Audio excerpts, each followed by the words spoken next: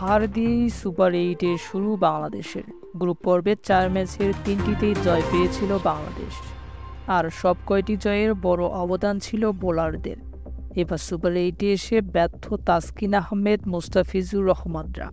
তাতে অস্ট্রেলিয়ার বিপক্ষে ন্যূনতম লড়াইটুকু করতে পারেনি বাংলাদেশ।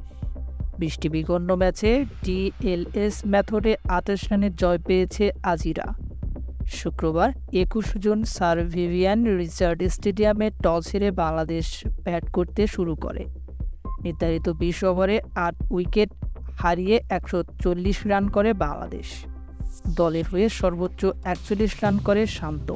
এছাড়াও 40 রান করেছেন হৃদয়।